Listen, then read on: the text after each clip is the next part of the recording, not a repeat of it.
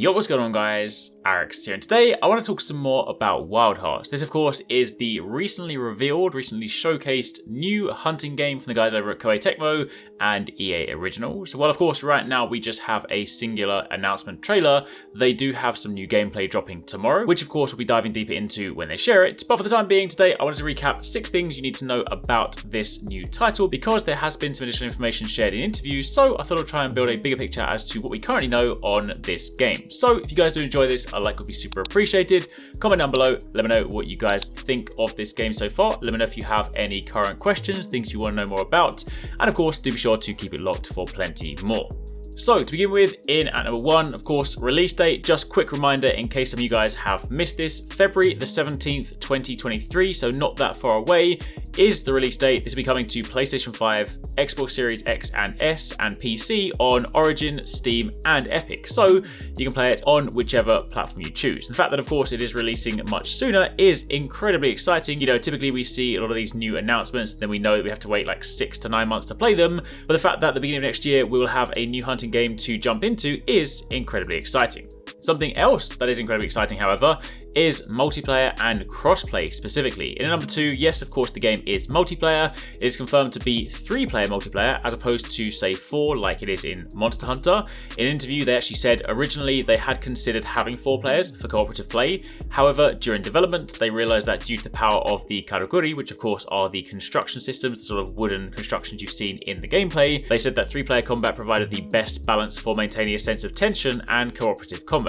They also took into consideration the fact that it's easier to gather together 3 players than of course it is 4. And that definitely makes sense. I mean, when you factor in that building is a component of this game, having 4 giant contraptions all over the place as opposed to 3 could definitely start to get a little too much. And again, the most noteworthy thing being that this game is crossplay, which is massive. So whether you're playing on PlayStation, Xbox or PC, you can all play together, which is again something we wanted to see in Monster Hunter for quite some time, so it is nice that this is becoming sort of more of a standard practice. Now, moving on from there to point number 3, the inspiration for the game. In an interview with IGN, a couple of developers had a chance to speak on this. They said the project began originally as an attempt to create a Japanese-style hunting game that a new generation of players around the world could have fun with. And it was informed by their experience developing hunting games, specifically with the Tokiden series. Their goal of creating a Japanese-style hunting game for the new generation remained consistent from start to finish, but making this core idea a reality was not something that happened overnight.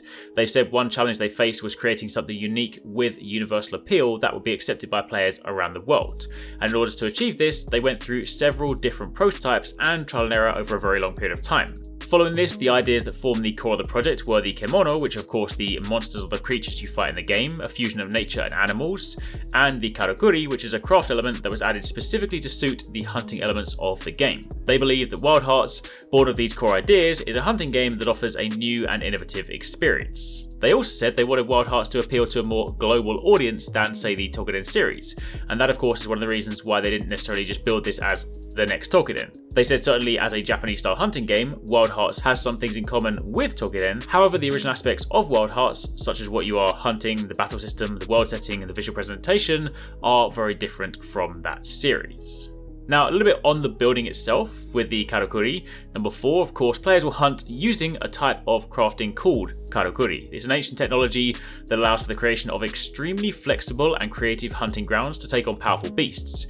Karakuri can range from types that can be built instantly during battle, to some that can be combined to create new karakuri, and also types that are used to build hunting grounds by utilizing many different materials.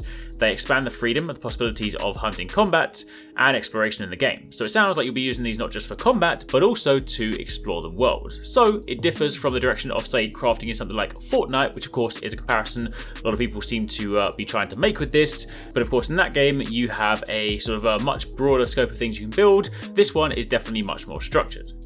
Now, moving on from there to talk a little bit about combat. Wild Hearts, of course, features a combat system that combines a variety of highly flexible actions with deep combat system against the kemono. Players can not only perform dashing, jumping, grappling, sliding, and other actions required in today's action games, but they can also further enhance the performance of their actions by making full use of the KARAKURI system. On the other hand, kimono, which are a fusion of nature and animals, can hunt players with a variety of attacks that real animals can't perform. In Wild Hearts, they said players will experience a new kind of combat that is different from what that of the Warriors series or hunting titles have shown before. Now, interestingly, just jump back to that one, of course, we've seen things like dashing, jumping, sliding. They do, of course, mention grappling. I mentioned in one of my original videos, I really do hope we have the ability to actually grapple onto monsters, much like you can in, say, Dragon's Dogma. Given the sheer scale of the monsters or the kimono in the game, that would be awesome. And then finally, to round it all out with point number 6, is this an open world? And the answer is no. Wild Hearts is going to be using a zone-based system, which they believe has significant advantages in a hunting game, in which the player repeatedly hunts. Each separated zone is a large area, and players can reach almost any point in a zone using KARAKURI. So it is possible to enjoy it like an open world game in which you actively explore, but again, it is still broken up into zones.